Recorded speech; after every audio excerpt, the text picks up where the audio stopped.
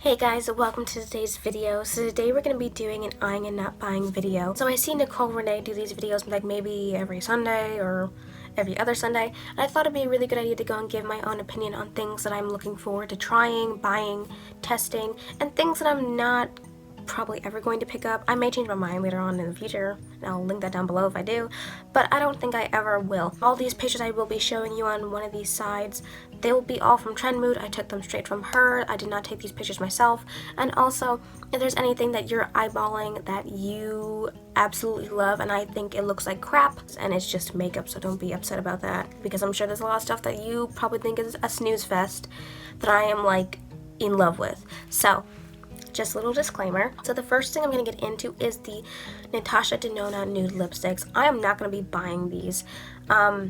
The undertones just look off, and I really don't think there would be one that would flatter my skin tone.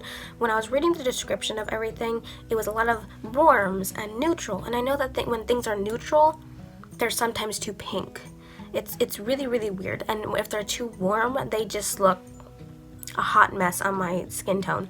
And one thing I am so looking forward to is the LA Colors lip oil. I have just been in love with like the glossy look on your lips. I just love how like juicy it looks, how healthy and plump of just like a lip gloss or lip oil.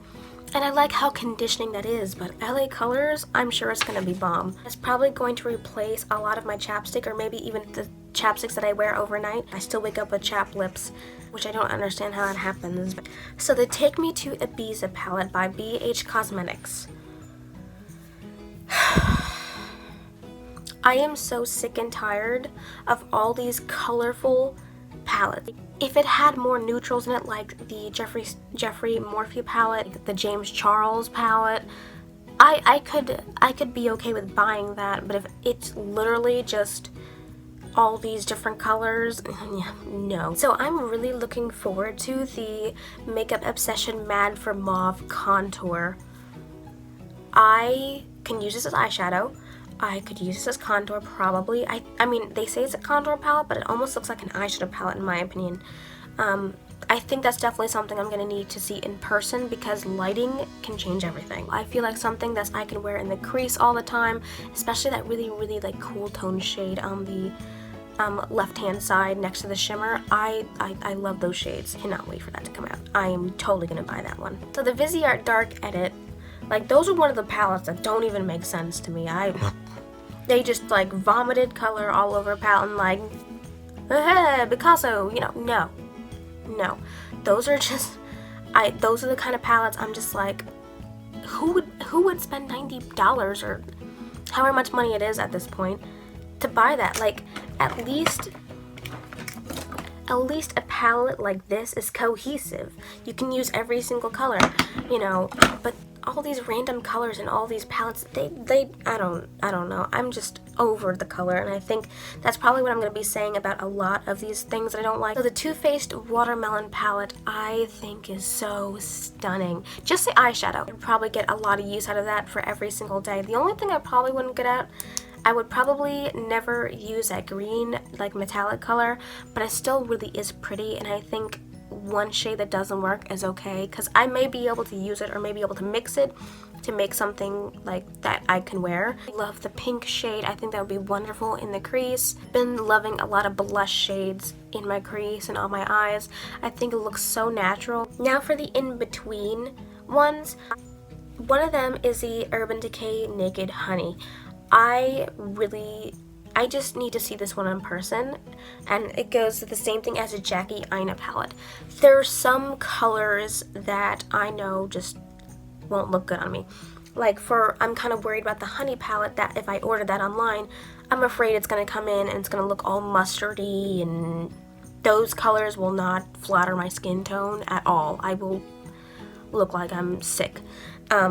So that's just a matter of seeing that in person. Same thing with the Jackie Aina palette. I really do like that palette. It is so, so beautiful. But I need to see it in person, because some of the shades may look different on my skin tone. I would just need to like swatch it and just see how it is. But I really do think it's really, really beautiful. I mean, those matte 2 pink shades I can see myself using all the time. The only color I don't like is that really weird like greenish silver color. So I think out of everything that I've been wanting, I think this is the one thing I would actually like go out and purchase. It's the Makeup Obsession Cool Tone Palette. I don't know what the official name is. I think it's like the Smoky or whatever, but like this is finally what I've been waiting for. I love this palette. These are kind of like my colors. I love cool tone shades, and I think that's something I really discovered this year of trying a lot of makeup. I'm not into warm tones like I used to be, or at least I thought I was. They just don't look flattering, and actually I'm doing a huge declutter of my eyeshadow palettes because they're just too warm. If they're neutral, they're even still too warm. I pretty much have to go for like the grayish for it to be cool tone, or like the gray based colors. This is like me in a palette. This is like, I could use that every single day. So Norvina came out with another eyeshadow palette collection. I like a lot of the purples. I like the pinks in it, but the other colors I don't like. Once again, I'm just sick of the really colorful makeup. I can't really see myself making a cohesive look that looks natural, that looks, you know, beautiful. Like, this is kind of eye makeup I like. You know, just really soft and pretty. I'm not really into bold makeup. Now, I do still have some colorful eyeshadow palettes like the Blood Sugar, and I'm sure there's other ones, and like the Tarte Toasted. But those are like for a special occasion when I'm really feeling it.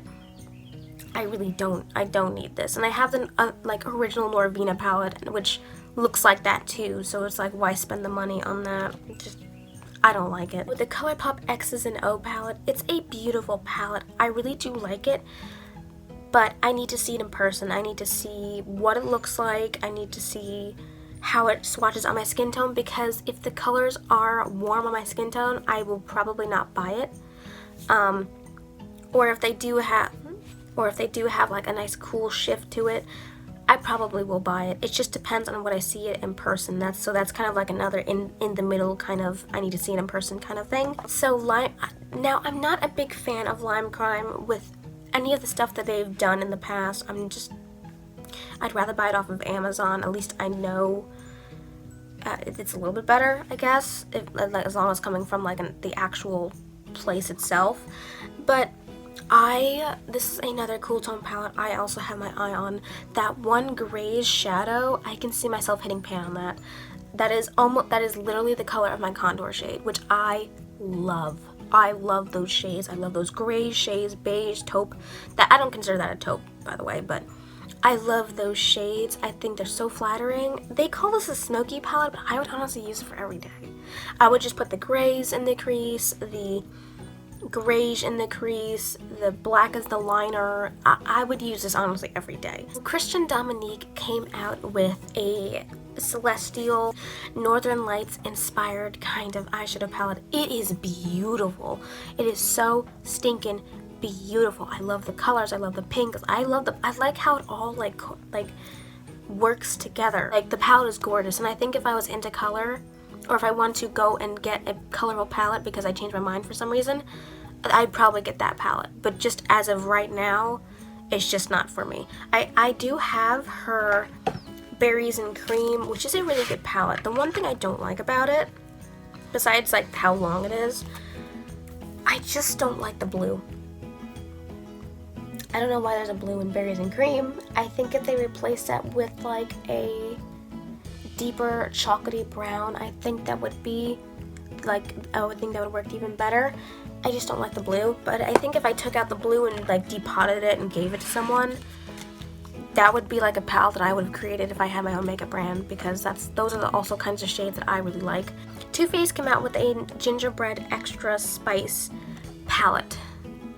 The palette doesn't make any sense. You have all these warm tones, and then you just have like a random blue.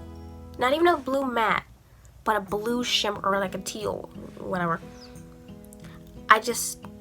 like, I see how spicy it is, because when I think of spicy, I think of warmth. People are just like, oh, well, it's not spicy because it's not colorful, it's kind of bland and blah, blah, blah, blah, blah. I don't think that's what they were trying to go for. I think they were going for the warmth aspect because spicy is warm. Maybe that's just me. I just don't understand the blue. Okay, the one thing I really don't like, and this is like my biggest pet peeve, is when you go and mix colors that don't mix well. So like yellow and purple, red and green, blue and orange. That's why I just don't like it. And I think that's my biggest like reason. I just don't like colors that if you mix together, they just kind of blend weirdly together. They just make some muddy color, or they, you know what I mean? That cancel each other out. I just don't like those kinds of palettes. So that doesn't make sense to me. So Too Faced released a Palm Spring Dream palette. For one thing, I don't get Palm Spring Dream in that at all. I just don't like how warm it is. It's not going to be a palette that I'm going to reach for. I'm already decluttering a lot of warm eyeshadows. I don't need to bring one in just to declutter it, especially if it's really expensive. So, nope, definitely not on my wish list. So the last but certainly not least, the product that I will not be buying is the Fenty Beauty Brow Pencil. I was all for it until I saw like the swatches of everything, and I was really disappointed. I will say though, I'm really happy they finally have colors for redheads. That is a big improvement. I'm so happy they finally have a color to fill in their eyebrows, because I heard that, I've just been hearing through the grapevine that people who have red hair cannot really do much for their brows. I am someone who things can pull warm very easily. It doesn't take much for brow products to just turn warm. Anastasia Beverly Hills ABH, like brow pomade, brow powder, and ash brown, that's a really good shade. Wet n Wild Ash Brown Pencil is a really good shade. Maybelline brow pomade and ash brown, that's a really good shade. Their brow pencil and ash brown looked really light. Like, it literally looked like a gray. And my eyebrows are dark, and I usually go for a dark ash brown or just the ash brown, because usually it's just a dark brown but ashy. And their ash blonde definitely looked way too light.